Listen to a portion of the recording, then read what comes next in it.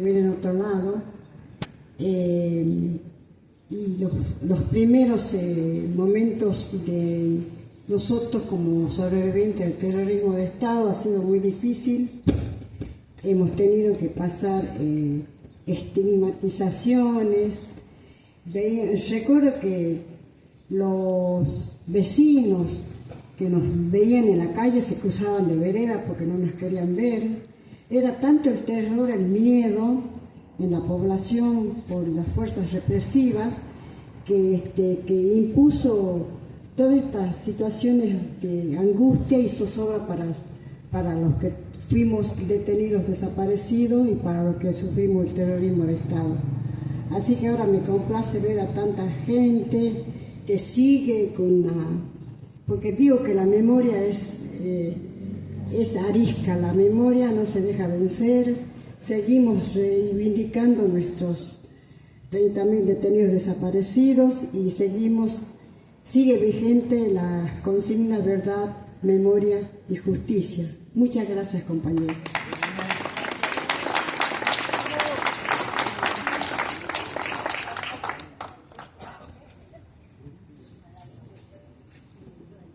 Buenos días. Hablando de memoria, quería recordar que ya en el año 70 se metió preso al director de esta escuela, el profesor Rolando García. Rufino Lizarraga. O sea que ya en el año 70 ya se empezaba a organizar y manejar quién iba a ser director, y si había algún director que no era funcional, le inventaban alguna causa. En el año 70 estoy hablando, Rolando García. O sea que esto no es solamente desde la época del proceso, fue de antes, digamos, de la época del otro golpe militar del año 66 que duró hasta el año 73. Así que también durante ese golpe ya algunas cuestiones de cambiar directores, de poner a quien funcionara mejor. Y con respecto a los desaparecidos yo recordaba, como era un gran estudioso de la biblioteca, que ya Maquiavelo en El Príncipe decía que cuando un príncipe tomaba el poder, tenía que matar a todos los otros príncipes que habían estado antes. Yo no entendía bien esa frase. Había que eliminarlos a todos. Estos son algunos de los príncipes que se eliminaron. O sea, no es por lo que han hecho o no han hecho. Simplemente había que eliminarlos. Porque eran de la contra, digamos, eran del otro reino anterior. Y eso es lo que ocurría. Cuando había que cambiar el régimen, lo que pensaban, los que estaban de antes, había que eliminarlos. Eso ya es de 1532. Por eso cuando uno habla de memoria, hay que tener la memoria más larga. Y de la noche del apagón, que fue el 20 de julio y el 27, también quiero recordar que eso ocurrió con la mayoría de los exalumnos, de los obreros y de gente que en ese momento no estaba viniendo a esta escuela. Pero después, en septiembre de ese mismo año 76, cuando fue la noche de los lápices en Buenos Aires, en Libertador también hubo una noche de los lápices y detuvieron a varios alumnos de ese momento, como el amigo Jara, Jaramillo, Villalba y varios otros que eran alumnos en ese momento de cuarto o quinto año. O sea que tenemos que tener la memoria completa, así que, queridos colegas, si no podemos colocar en este momento la placa porque la escuela está en refacción u otras cosas, para septiembre, como tienen allá en el Colegio número 1 de Buenos Aires, se podría colocar, porque también aquí hubo Noche de los Lápices.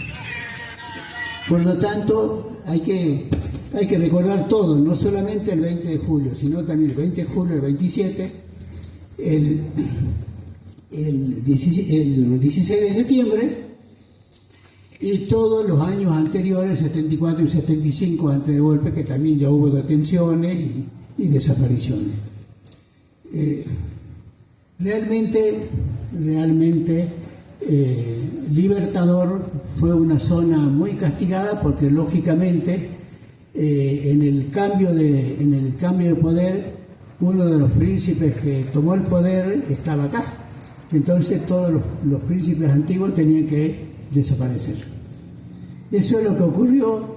Ya en el 1532 ya fue escrito y realizado muchas veces a través de la historia en muchas partes de la humanidad. Desgraciadamente, Libertador fue un centro que concentró una gran cantidad de gente afectada. Evidentemente aquí había muchos príncipes. Mis compañeros fueron príncipes.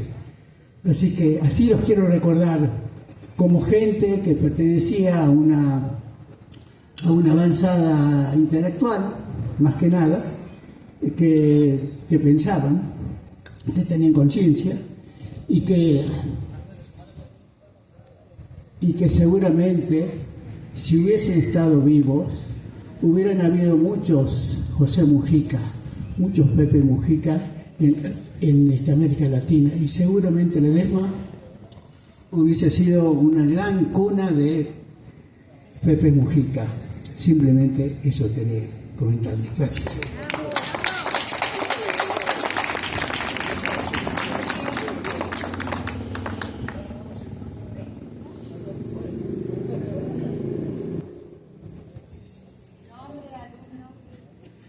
Ella quiere que yo dé mi nombre. Yo voy a dar mi nombre. Me llamo Juan Gerardo Jarma. Me llamo Johnny Vargas. Me llamo Rubén Molina. Me llamo Bebe Córdoba. Me llamo Víctor Hugo Zafaró. Me llamo Gallo Cabrera. Me llamo Víctor Hugo Narváez. Llevo el nombre de la humanidad sobre mi espalda, el nombre de mis compañeros desaparecidos. Eso es mi nombre. Acá nosotros podemos hablar de un montón de cosas. Podemos hacer análisis político, que este se porta mal, que aquel se porta bien. Pero nosotros tenemos la responsabilidad de tapar un cono oscuro de la historia, mejor dicho, sacar a la luz lo que han sido nuestros compañeros, porque hemos tenido la dicha de poder compartir con ellos. ¿Y qué significa ser compañero? Ser amigo y hermano del hombre. Son palabras muy profundas, y así nos comportábamos. En esta cuadra, aparte de esta escuela, ¿que cree que cerró la puerta? No. Las puertas están abiertas. La escuela está en la calle, la universidad está en la calle, el conocimiento de los obreros, de los filósofos, de los científicos, está en la calle. En aquella esquina, si yo me equivoco, me corrigen. No por rey, me corrigen. Vivía Johnny Vargas, desaparecido. Acá a La Paz, vivía Capicúa, desaparecido. En la esquina, Juan Gerardo Jarma. Caminamos una cuadra y media, vivía Jean Charles Espinosa. Y así sucesivamente. A 3 cuadras, Víctor Hugo Zafaró. Lo conocíamos todo. Acá al frente, ahí, comprábamos picolé. Y nos sentábamos a comer picolé. La única discusión que existía es que iba a comer más de chocolate que de vainilla. Éramos hermanos. Entonces, ¿a qué venimos nosotros? A hablar de nuestros compañeros desaparecidos. Yo acá lo veo a nuestro amigo Al mudo le decíamos. Miren la pinta. Miren esos rulos que tenía el mudo. ¿Sabe cómo se peinaba el mudo? Se echaba fixina, era un fijador. Después se ponía una media, porque tenía unos rulos que parecían mora. Entonces, él quedaba pintudo como está ahí. Y si nosotros lo despeinábamos, mamá mía, ¡qué quilombo! Y así sucesivamente. Por ejemplo, acá yo lo veo a Víctor Hugo Zafarov. Zafarov es un intelectual. Él estaba profundamente enamorado de una chica que se llamaba Alicia. No voy a decir el apellido.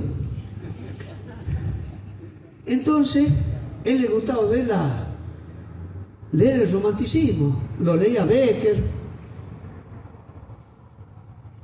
Entonces, él, en su cabeza loca, salía con esta chica de mil maneras, pero nunca la hablaba. Un flor de día estaba paseando en el patio de la escuela, porque todo eso era de tierra y la pared era peticita, nos sentábamos nosotros ahí. Y al otro lado empezaban las cañas ya. Era un muro petizo, sí, era un muro petizo. Él sale a pasear con la chica. ¿Para qué? Lo enteramos nosotros y lo empezamos a cargar. Por fin, flaco, por fin. Y él, en su mundo de fantasía y de sueños locos, porque él era un marxista-leninista y él se definía así. Él se definía de pequeño, se definió así. Él decía, ustedes chumas están allá a 3 kilómetros. Alicia y yo estamos sentados en el palco de los Reyes viendo ese de Tchaikovsky, ¿cómo se llama ese? El lago de los cines de Tchaikovsky. Y así eran los changos. Por ejemplo, Gallito Cabrera. Yo quiero cigarrillos, decía. No le dábamos cigarrillos, porque lo cuidábamos. Entonces él decía, lo recitaba Neruda, ¿quién será el dueño de tus besos ahora que yo no te tengo? A las 3 de la mañana con una guitarra.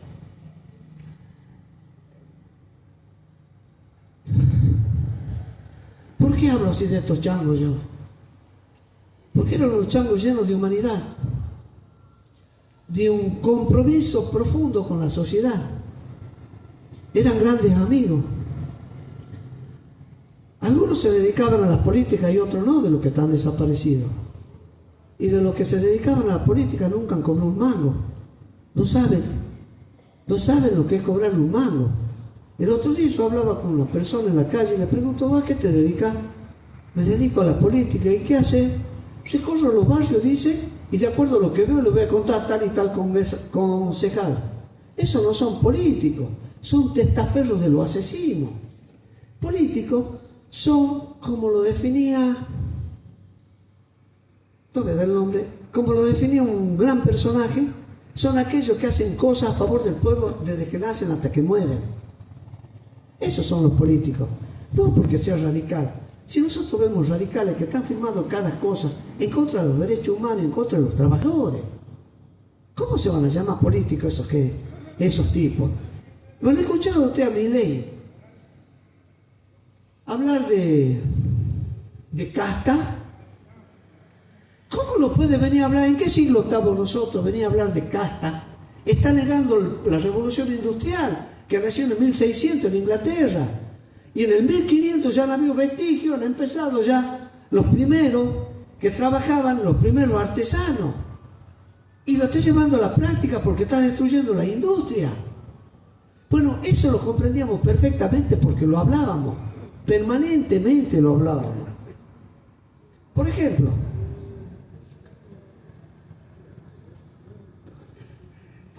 nosotros cuando estudiábamos historia, nos decíamos, ¿qué es la historia? Y estábamos repitiendo, la historia son los hechos verídicos y cronológicos de los acontecimientos del pasado. Muy bien, alumno. Y el que no sabía, nosotros mismos nos castigábamos y nos pegábamos los chiles en la cabeza. Y estaba Víctor Hugo Zafarov, que era mayor que nosotros, y él redefinía lo que era la historia, tenía otra definición de la historia. Y decía, ¿qué es la historia? La historia es como una rueda, decía, que aplasta a todo aquel que no progresa. ¿Y qué era el progreso para Víctor Hugo Zaffarov? Era la persona que leía, que se dedicaba al teatro, que le gustaba la filosofía, porque ese era el nivel de vida que él tenía.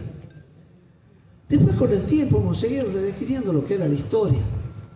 Y ha venido un señor que se llamaba Carlos Marx y decía que la historia... ¡Ah, carajo, me olvidó! Ya me voy a acordar. ¿Cómo, compañero? Sí, señor, que la historia es la lucha de clase entre... Bueno, me he olvidado, me he puesto nervioso. Y redefinía lo que era la historia. La historia de la humanidad es la historia de la lucha de clase. Esa es la definición, me acordaba. Y bueno, y es verdad, si nosotros vemos cómo se comporta el mundo en la actualidad, vemos las guerras que están ocurriendo en el mundo. Es una lucha de clase, pero no entre la clase trabajadora y la burguesía, digamos. Es la lucha de clase entre los mismos sectores de la burguesía, que luchan para la toma del poder, para tener más dinero ellos. Bueno, ha sido un placer estar con ustedes, me voy porque yo le alargó mucho.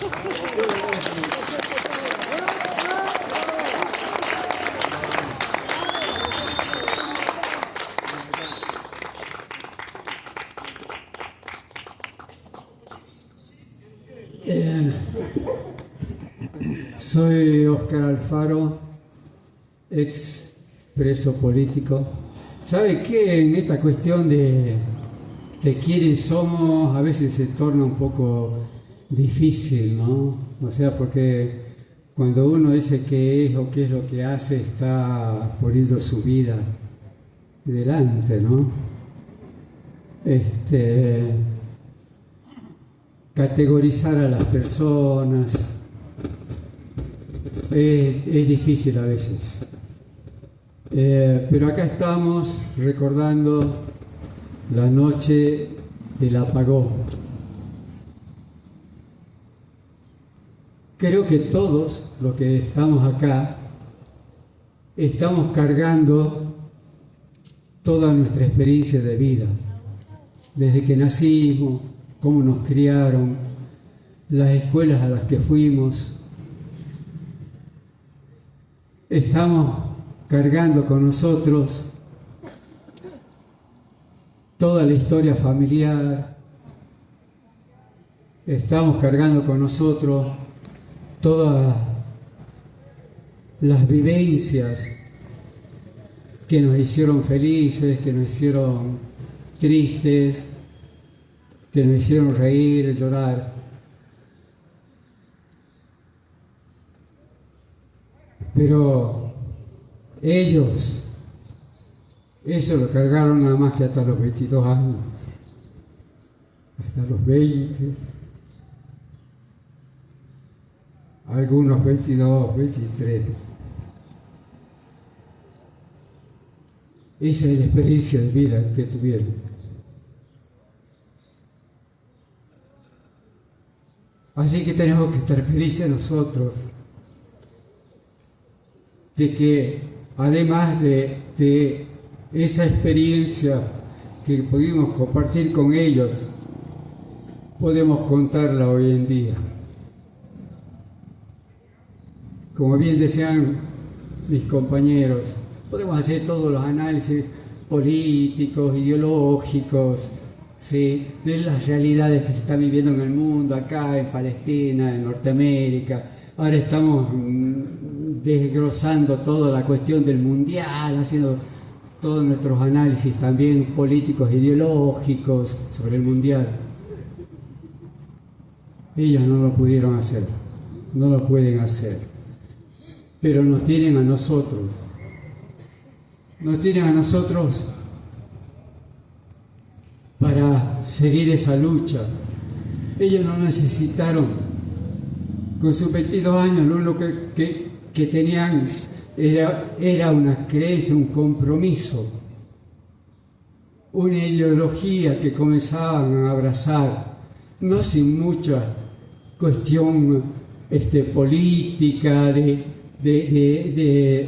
porque ahora están también circulando, sí, de los compañeros de hijos, porque hasta eso costó, como bien dicen los compañeros, costó después del golpe, después de Guerrero, después los desaparecidos, costó decir en qué militaban ellos. Costó decir que eran militantes del PRT, del ERP, de JP, de Montoneros. Las familias decían que mi hijo nunca ha hecho nada. Las mamás andaban ocultándose, preguntando en los cuarteles dónde estaban sus hijos. Es toda esa historia que venimos ahora a tratar de recordar y a tratar de que en lo que nos queda de este año y de lo que viene a muchos, ya estamos bastante avanzados en edad, sirva de algo. O sea, estas vidas truncas, estas vidas arrebatadas, que sirvan de algo, que sirvan para cumplir los sueños que ellos tenían, los compromisos que ellos tenían. Quería decirle algo porque estuve charlando con algunos de ustedes y hay algunos que desconocían.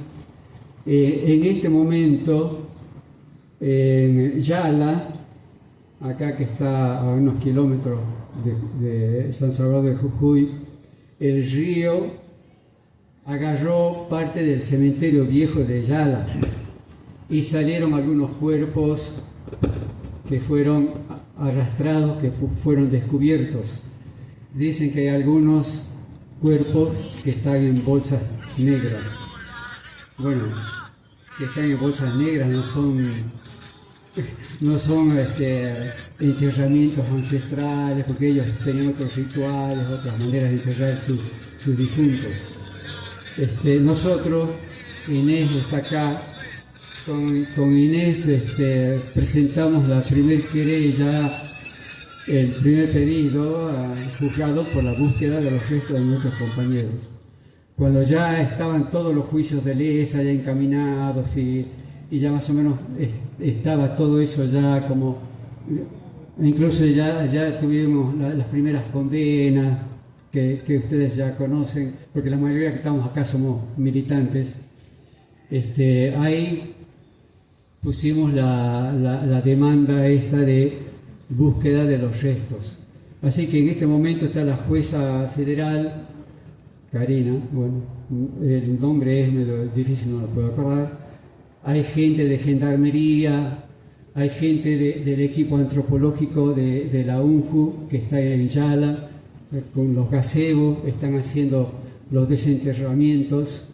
Hay línea directa con la gente del EAF, porque cuando encontramos en Yala algunos restos, fueron identificados algunos compañeros, fue con el EAF, porque en aquel momento recién se estaba conformando lo que hoy existe en la UNJU. Entonces, mientras estamos hablando, mientras lo estamos recordando, quizás en este momento en Yala, Dios quiera que sea así, los instantes enterrados. Gracias, compañero.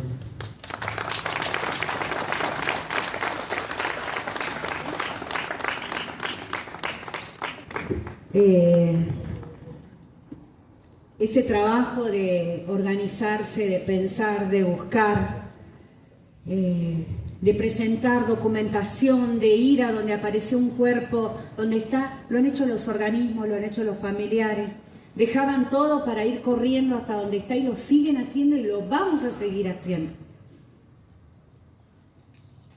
Hola, ¿qué tal? Me llamo Miguel Jaramillo, soy de la segunda promoción de preso. Ellos son más grandes que yo, 5, 6 años, 7 años, no sé, por ahí. Por eso digo, somos la segunda promoción de preso. Como decía Rufino, acá en Ledesma, en esta escuela también hubo la noche, no la noche de los lápices, pero podríamos decir la tarde de los lápices, porque nos detienen a nosotros, a la mayoría de los chicos, durante la tarde, cuando salimos del colegio. Nos agarran cuando estamos durmiendo la siesta. Hablo específicamente del caso de Miguel Villalba, mi hermana mayor, Maribel Jaramillo, la cual me admiro mucho por su valor, por su fuerza en la lucha. Yo quería reivindicar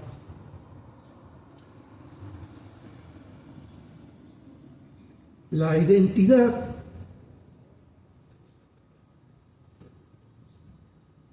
política de los compañeros desaparecidos. En lo que me concierne a mí, a mi familia, mi papá preso, militante de vanguardia comunista, amigo de Jorge Weiss, de Dora Weiss. Por eso me atrevo a decirle que hay que reivindicar la identidad de dónde venimos, de dónde salimos. Y por eso yo también fui detenido, porque vengo de una familia de obreros. En ese momento, en el 72, ¿no? ¿Se acuerda que hubo el de Mazo, ¿no es cierto? Bueno, ahí se destacaron Jorge Weiss, bueno, Melitón Vázquez, que era el secretario general en su primer gestión, y muchos otros compañeros. Crescencio Vargas, que también está desaparecido.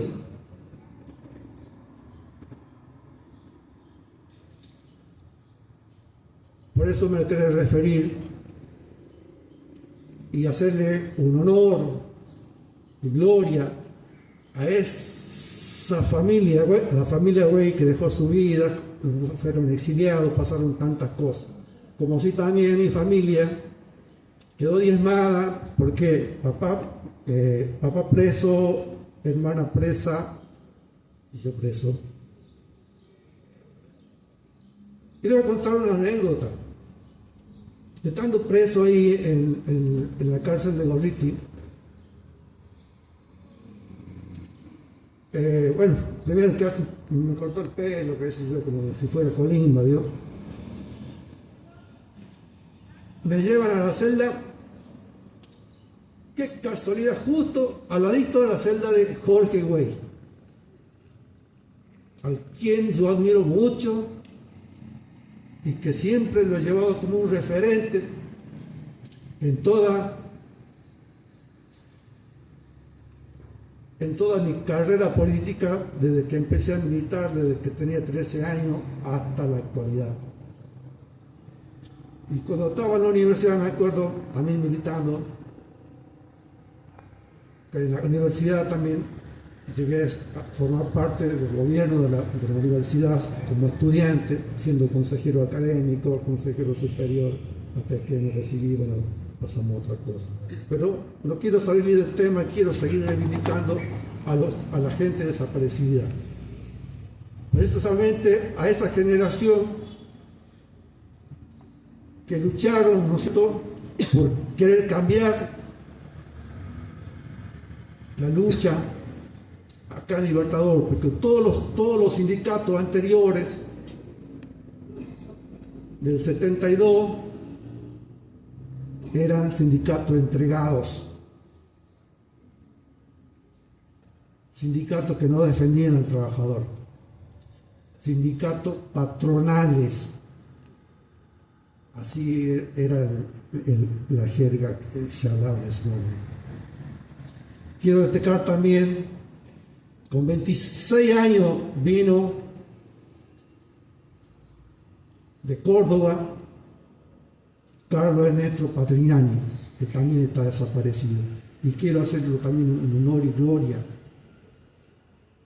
porque vino joven y murió joven. Pero siempre defendiendo a los trabajadores. Simplemente decirle a los compañeros de Vanguardia Comunista, al doctor Arede, bueno, él era intendente, pero fue el único intendente que le cobró la regalía e impuesto a la empresa Ledesma. Por eso hoy está desaparecido. Como así también está Jorge, que nunca se vendió ante la patronal, como así también Carlos Metro Patrignani, Pablo Lerner, que también era asesor del sindicato, una vez que Carlos Patrignani lo llevaron preso en el año 74. No fue, como decía Rufino, el 76 solamente el golpe. La represión empezó antes.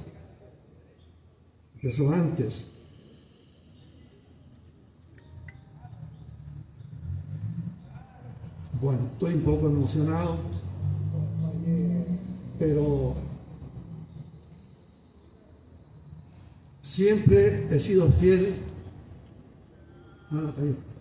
siempre fui fiel a lo que pensé y nunca negué mi identidad política. Muchas gracias.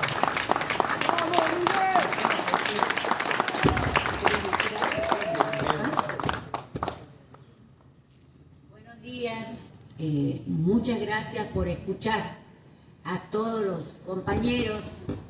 Yo fui estudiante de la escuela normal, me detuvieron en el 76, tenía recién 17 años y mi hermano 15, promo 77. No, al decir noche del apagón es... ¿qué era eso? Los cortes de suministro eléctrico de la usina que existía acá en Ledesma, Caimancito, Talar, Vinalito y otros lugares. 7 días fueron, 7 días que vivenciamos la comunidad de las distintas localidades, del 20 al 27 de julio de 1976. Pero, ¿qué pasó? Acá se hizo una operación, se aplicó una operación criminal, sangrienta, por el gobierno militar. Pero ellos trabajaron en forma mancomunada con la empresa Ledesma, la fábrica. Esta empresa Ledesma sabemos que los dueños son familias de Blaquier y Arrieta.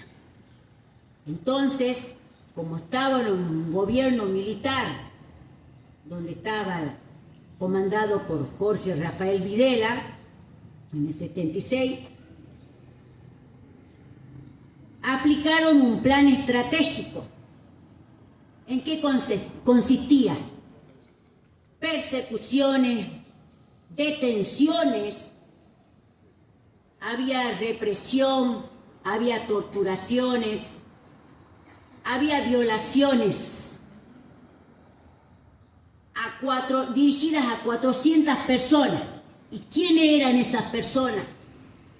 Principalmente la masa obrera, el obrero de acá de la empresa Ledesma, estudiantes, docentes, maestros de la primaria, secundaria, terciaria, abogados, escribanos, dirigentes sindicales, porque eso era el objetivo del trabajo mancomunado de exterminar, hacer desaparecer, detener, llevando así a estos compañeros vendados, atados, esposados. Yo como sobreviviente y mi hermano y otros más que no pudieron volver porque lo hicieron desaparecer, lo mataron. Realmente es un dolor para todos nosotros porque sufrimos distintos tipos de violaciones. Nos dañaron profundamente el aspecto emocional, dejando así a las familias totalmente desintegradas. Nadie nos escuchaba, éramos menores de edad. Nadie nos ayudaba, ni a nuestra madre que se quedó con mis 2 hermanas y mi abuela. Nadie.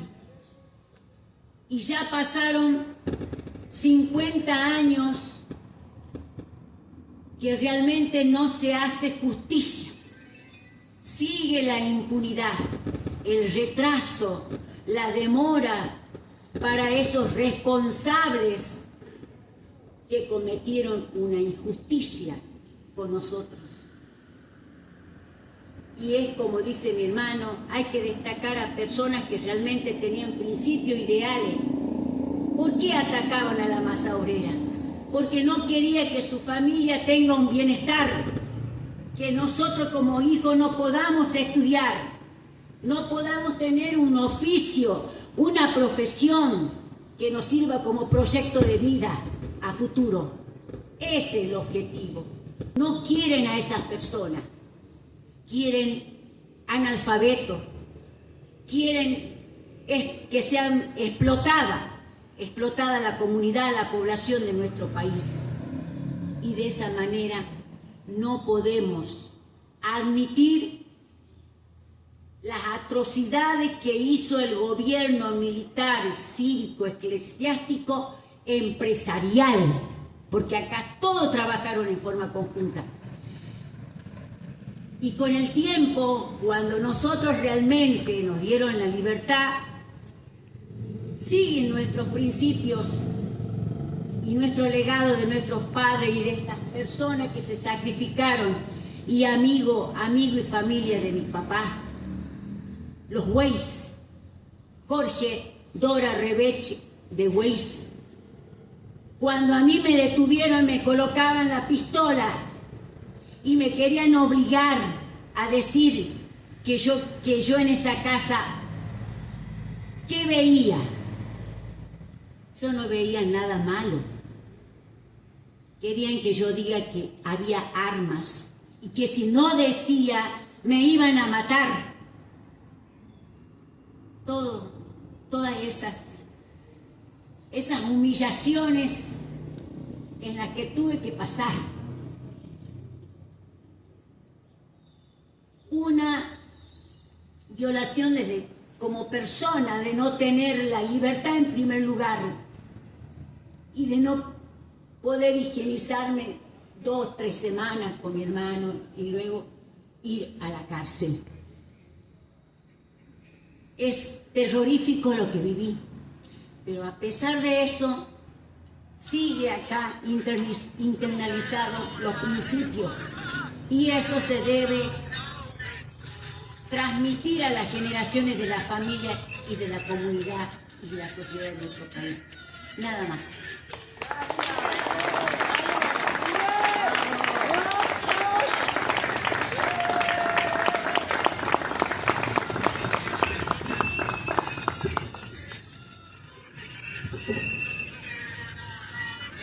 Hola, vamos a ir cerrando.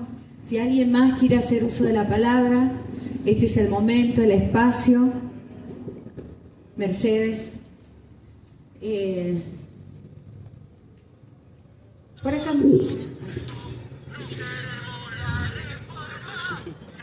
Celebramos que este espacio esté porque es cuando ustedes se pueden animar. Sabemos que cuesta mucho y lo valoramos.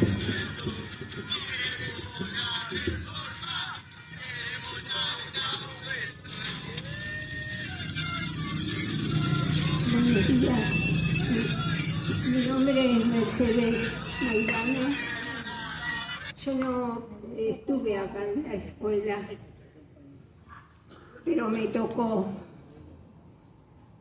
Estaba en Yuto. Yo vine de Tucumán a trabajar, año 1973. En Tucumán había poco trabajo para los docentes y con una compañera, otra maestra, nos vinimos las dos. Esa maestra, la nombro, está desaparecida, la que vino conmigo. Se llama Manuela Díaz. Presente. A ella la secuestraron en 1977 desde su casa en las vacaciones en Tucumán y bueno, nunca más apareció. Y yo estando trabajando en Yuto en el año 1974, faltaba poco para que terminen las clases, vinieron y vino la Policía Federal y me detuvo. Estuve una semana en la Policía Federal, dormía en un banco, una banca, y después me llevaron al Buen Pastor, ahí estuve 5 meses. Y un buen día, sin ninguna causa, sin nada, ni yo sabía por qué estaba ahí, me dan la libertad. Cuando me avisan, me llevan de nuevo a la Federal para que firme mi libertad. En el auto de la policía me vuelven a llevar al Buen Pastor y paró a media cuadra, a la vuelta de la entrada del Buen Pastor, me dicen que me baje y que me vaya caminando. Yo salí corriendo con el temor que me mataran, porque desde que me detienen viví ese terror de